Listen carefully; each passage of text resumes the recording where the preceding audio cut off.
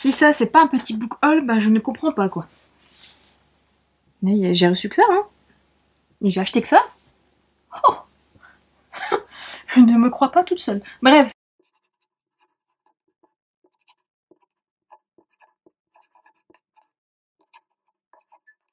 Hello hello, j'espère que tu vas bien, on se retrouve aujourd'hui pour une nouvelle vidéo et comme tu as dû le voir, hein, comme d'habitude, c'est le petit book haul du mois, là, du mois de novembre et ça va être un petit, vraiment petit book haul.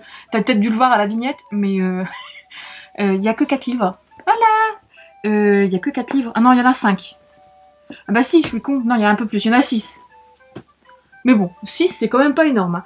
Alors, Ebus est encore en train de faire des conneries. Voilà. Bah, en fait, comme il y a des... Comment dire, j'ai tous mes cadeaux de Noël qui sont entassés devant moi, qui sont encore emballés dans du papier bulle, etc. Faut que je les emballe, enfin voilà, enfin, préparatif de Noël, quoi, comme d'hab. Bus adore, en fait, tout ce qui est morceaux de plastique, tout ce qui emballe les bouteilles, les papiers bulles, tout ce qui est petits papiers, enfin, tous les petits papiers comme ça qui font du bruit, il adore ça, il les mâche, il les mange. Il mange même les étiquettes, enfin, les trucs de mouchoirs, papier de mouchoir, enfin, de mouchoirs à papier. Enfin, de mouchoirs, quoi. Des morceaux de... Bref, on a compris. Donc, du coup, voilà. Bref, c'était l'aparté petit chat qui mange n'importe quoi. Du coup, pour finir, il y en a 6, en fait. Je pensais qu'il y en avait moins, mais c'est déjà bien. C'est déjà bien. Oui, il y en a vraiment 6, mais c'est... Je suis malade. Non. Non, je suis pas malade. Purée. Je m'épate moi-même. Du coup, on va commencer par les réceptions du mois de novembre. Premièrement, j'ai reçu de la part des éditions Gallimard La sorcière oubliée de Melvin Burgess. Voilà, je peux pas en dire plus parce que je l'ai pas encore lu. Et j'étais surprise de l'avoir dans ma boîte aux lettres. Mais vu le résumé, ça a l'air vraiment sympa. Franchement, ça a l'air cool. Donc c'est pareil, tous les Gallimard là, je pense que je vais en lire quelques-uns pendant mes congés. Enfin, mes 4 jours de congés que j'ai pris pour mon Noël. Autant dire qu'en fait je pense que ça va être 4 jours de glandouillage, mais peut-être que j'aurai le temps de lire un des livres que j'ai reçu dernièrement. Mais voilà, donc du coup je suis curieuse parce que la couverture est jolie et le résumé donnait envie.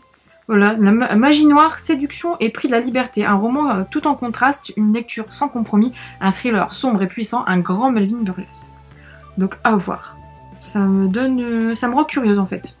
Et donc il est pas très long en plus, il doit faire 320 pages, donc ça va. Ça va, puis c'est pas écrit non plus en petit. Donc on verra bien. Ensuite, j'ai reçu de la part des éditions Hugo Roman. Et il recommence. Ebus, non. Je disais bien. J'ai reçu de la part des éditions Hugo Roman le tome 3 de Briard Université, donc The Play de L.A. Kennedy. Celui-ci j'ai déjà lu et j'en parle dans un prochain update. Je t'avoue que je ne sais pas quand est-ce que je sortirai l'update. Je sais peut-être qu'il sortira avant le book haul ou après le book haul, j'en sais rien. Mais en tout cas, ça arrive bientôt, mon avis, quoi. Mais si tu me suis sur Insta, t'as dû déjà voir que j'ai passé un bon moment de lecture et je l'ai bouffé en fait ce bouquin. Donc voilà, ça a été un très bon moment de lecture. Ensuite, j'ai reçu Ancrage, le Grand Nord de Sarina Bowen, pareil, publié chez Hugo Roman, dans la collection Hugo Poche. Et voilà, pareil, là celui-ci, c'est la même chose que Briard. Déjà lu, je sais pas quand est-ce que tu auras cette vidéo, mais voilà. Ça a été quand même un très bon moment de lecture aussi, et voilà, hein, j'en dis pas plus. Mais en tout cas, il me faisait super envie, je voulais absolument savoir l'histoire de Jude, donc maintenant c'est chose faite. Et dernièrement, j'ai reçu, c'est fin du mois de novembre, j'ai reçu de la part des éditions Bayard Jeunesse, Page Turner, Showstopper je vais y arriver, de Hayley Baker, Barker, ouais Barker, j'y arrive pas là. Donc publié chez Bayard, voilà. Donc c'est une nouvelle sortie, moi je l'ai... Quand j'ai vu le communiqué de presse et tout, je l'ai demandé parce que le résumé me faisait super envie. Donc là, t'es dans un Londres futuriste où en gros tu as deux castes. Tu as les purs et les bâtards. Et les bâtards en fait sont maltraités, etc. Enfin c'est une caste d'humains, hein, entre guillemets. Hein. Et les purs qui sont vraiment en haut de l'échelle sociale. Et donc du coup, je pense qu'après là, le schéma doit être classique. Je suis en train de le lire actuellement. Peut-être qu'à l'heure où tu verras cette vidéo, je l'aurai terminé. Mais le résumé me tentait bien en fait. C'est l'histoire d'un jeune garçon qui fait partie de la caste des purs, sa mère est ministre. Et en fait il va aller au cirque et il va rencontrer Oshiko. C'est Oshiko hein.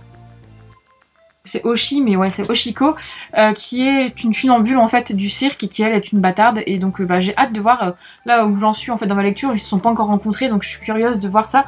Mais c'est vrai que c'est pas facile quoi. C'est très l'auteur n'a pas peur de montrer en fait l'envers du décor, etc. Enfin, la dureté en fait de l'univers. En tout cas, le livre est magnifique. Donc il est tout en dorure comme ça. Je sais pas si voilà. Là comme ça et derrière aussi. Ah, je vais y arriver. Voilà.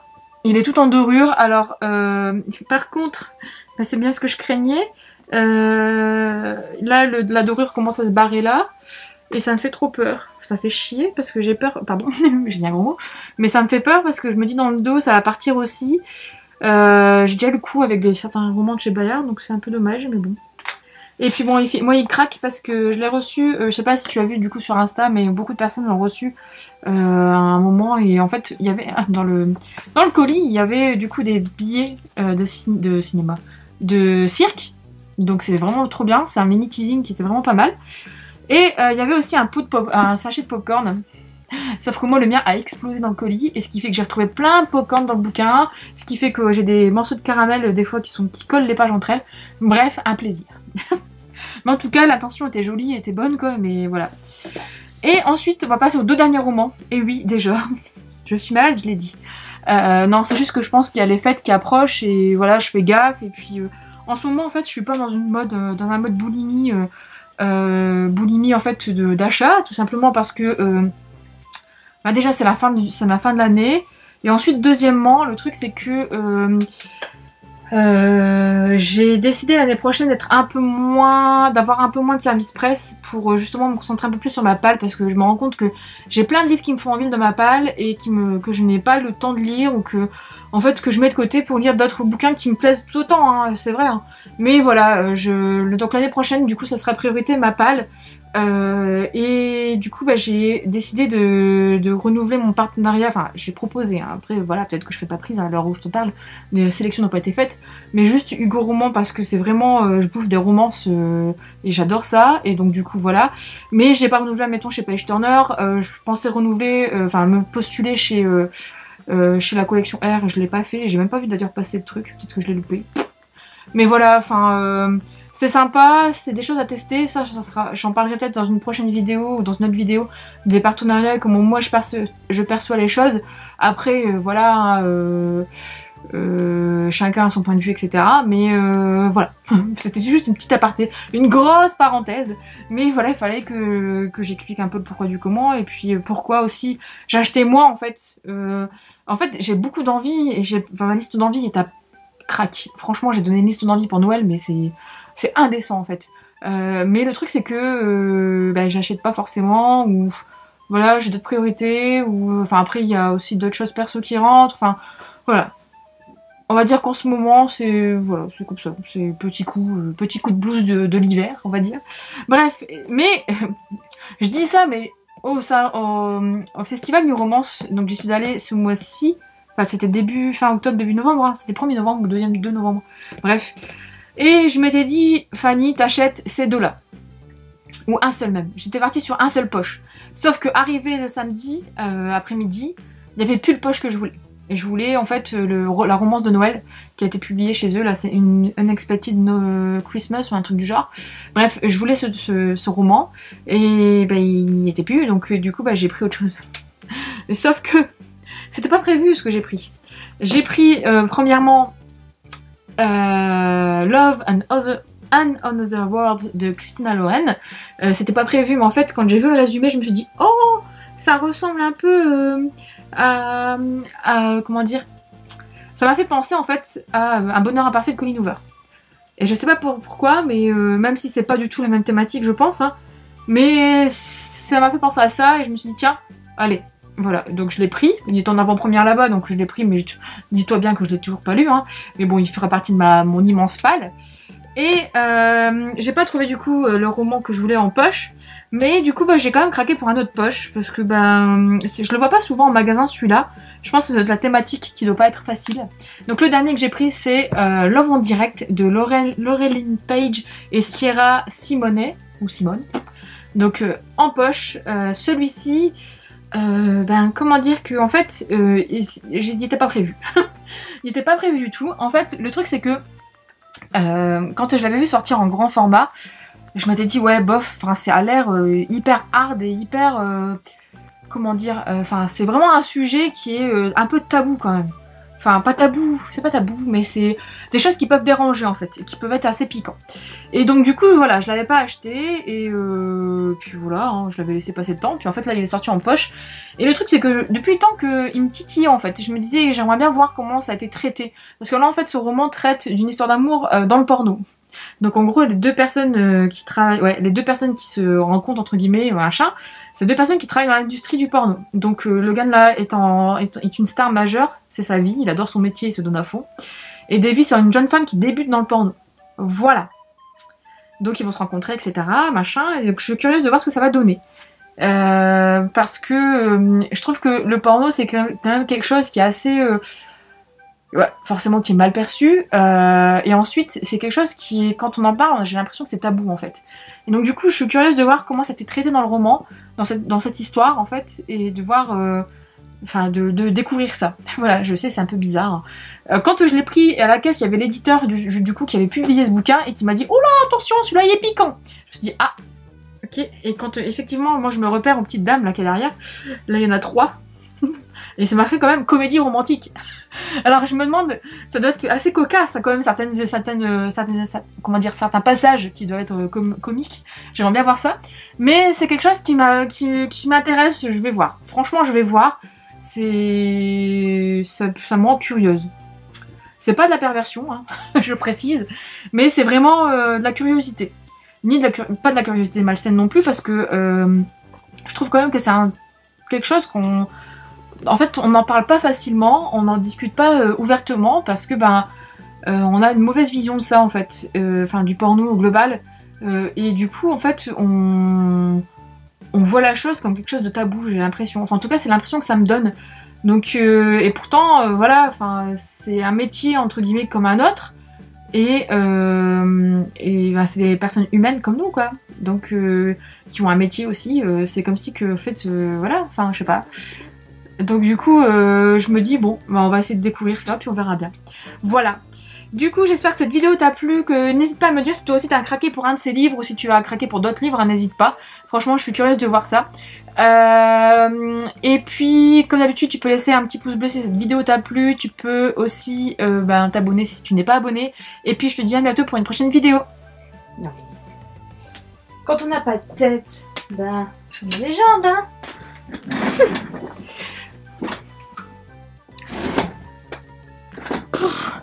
Non, cette vidéo n'est pas terminée.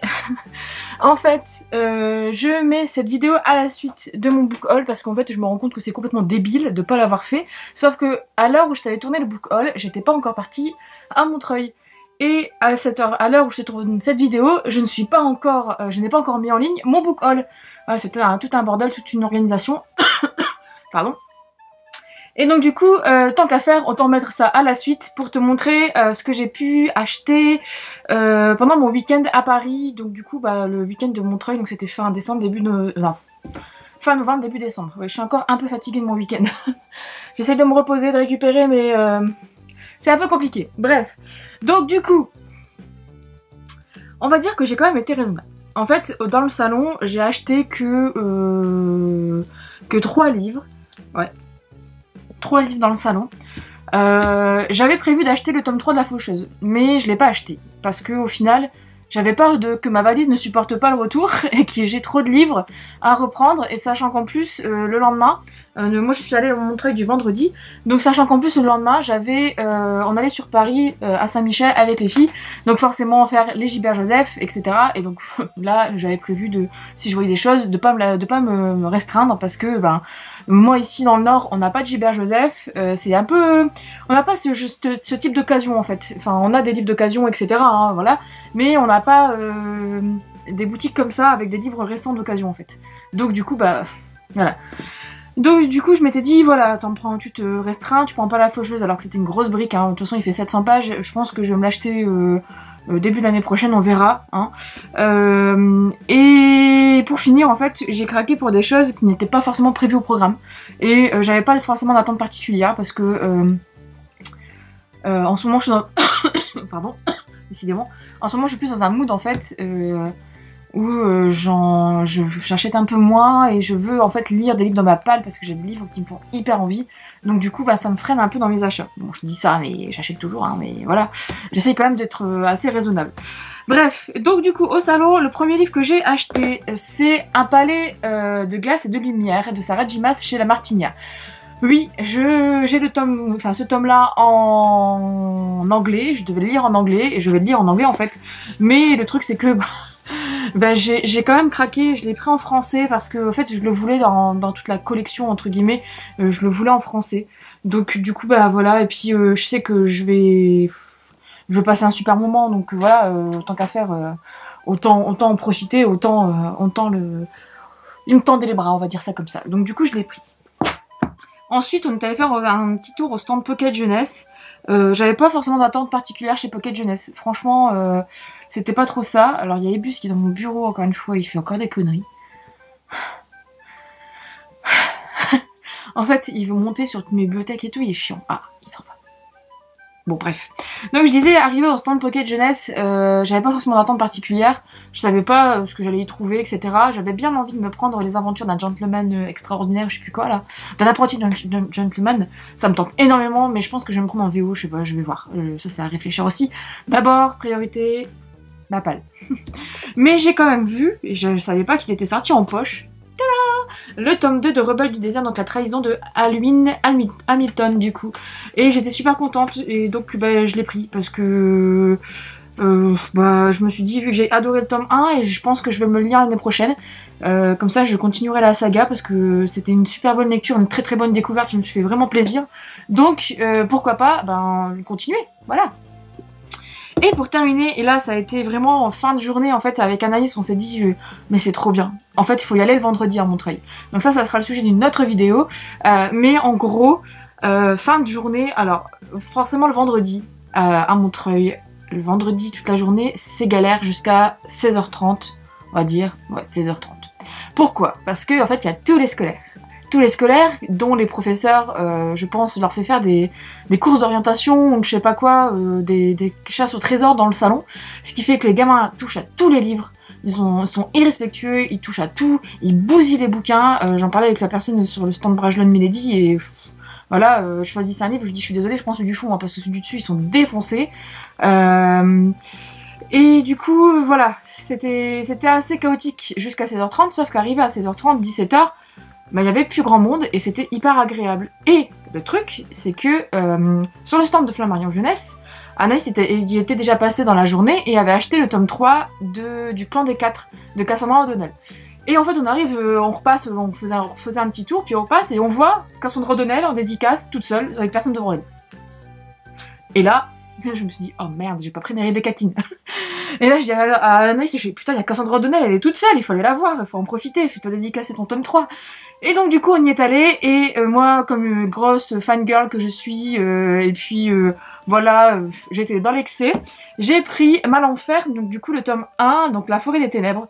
C'est l'édition en fait, pas collector mais c'est une réédition en fait, du coup qui est, oups ça c'est le ticket de caisse, qui est en hardback et qui a des pages irisées comme ça, arc-en-ciel, et qui est trop belle, hein, qui est en couleur, enfin bref, ouais on sent en couleur. Hein. J'ai pas fait gaffe. Il me semble. Ouais, il y a des. Enfin, c'est en couleur chromatique. Ouais, c'est en couleur. Donc, du coup, voilà quoi. Et du coup, bah, forcément, on a pu papoter avec elle. J'ai une petite dédicace. Et ça a été une super rencontre parce que Cassandra O'Donnell, franchement, c'est une auteure que je voulais voir quand j'allais au salon du livre. Tu fais des bêtises. Va voir ton maître en bas. Non. Il n'y a rien à foutre. Bref, donc je voulais voir en fait quand j'allais au salon du livre, ça fait 2 ans où j'y allais, où elle y était il me semble, et en fait il y avait une queue monstre. Donc du coup, c'était sur le stand J'ai lu en plus là, parce que forcément elle mettait en avant c'est Rebecca Keane, je pense, et les Léonora, enfin le Léonora. Et donc du coup, j'y allais pas. Et là, quand je l'ai vu qu'elle était toute seule, je me suis dit mais c'est l'occasion rêvée. Allez, on y va. Et franchement, c'est super sympa de discuter avec elle.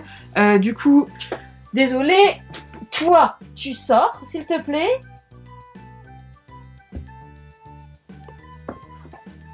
Sors. En plus, il m'attaque. Allez, hop. Donc je me suis dit c'était l'occasion rêvée d'y aller, de la voir et d'échanger avec elle. Donc on a pu discuter sur les Rebecca Keane. Donc normalement le tome 7 devrait bientôt arriver. Elle a dit que voilà. Mais elle avait la pression sur ça. C'est vrai que je la comprends parce que vu comment il l'a attendu. Et normalement à Léonora il y aura une suite. Et je suis trop contente parce que moi j'ai beaucoup aimé Léonora.